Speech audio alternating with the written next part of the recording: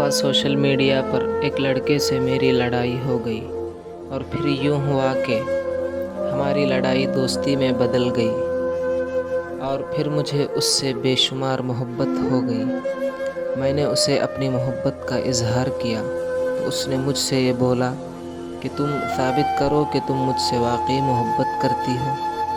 तो मैंने अपने बाजू पर ब्लेड से कट लगा ली तो फिर उसने भी अपनी मोहब्बत का इजहार कर दिया।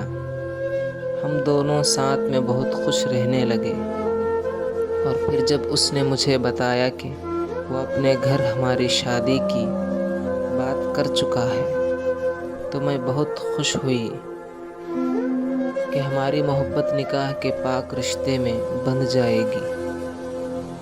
मेरे घर जब पता चला तो मेरे घर वालों ने उसे कॉल की पर उसने साफ इनकार कर दिया कि वो मुझसे शादी नहीं कर सकता। मेरे घर वाले मुझ पर बहुत गुस्सा हुए।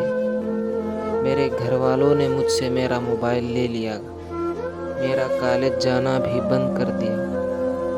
मुझ पर यह आलम था कि मैं उसे पागलों की तरह दिन रात याद करती रहती थी और खूब रोती रहती थी। फिर काफ़ी अरसे के बाद मुझे उससे राब्ता करने का मौका मिला। मैंने उससे बात की तो ऐसे लगा कि मैं उसे याद भी नहीं हूँ। फिर उसने बोला कि जब मैं कम उम्र की थी इसी वजह से डर गया था। अब मुझे तुमसे मोहब्बत नहीं है, हाँ हम दोस्त बन सकते हैं। मैं उसकी ये बातें सुनकर बहुत रोई कि जिसकी मोहब्बत में मैं दिन रात तड़प रही हूँ आज वो मुझसे प्यार ही नहीं करता।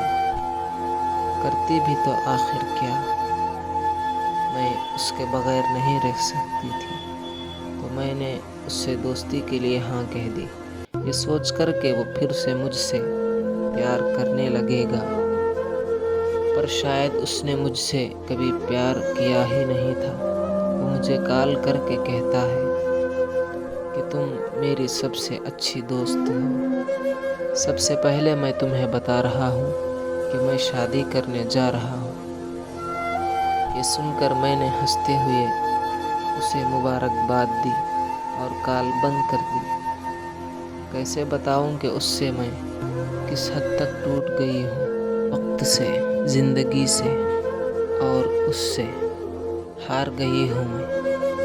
अब मैं एक जिंदा लाश की तरह हूँ। फिर मैंने दिल को ये सोचकर तसल्ली दे दी है कि अगर तो मैं उसके साथ होती तो कहाँ जचती। मुझ जैसे बदनसीब लड़की उसके काबिल नहीं हो सकती। आज मैं इसके लिए दुआ करती हूँ कि वो जहाँ भी रहे हमेशा खुश रहे।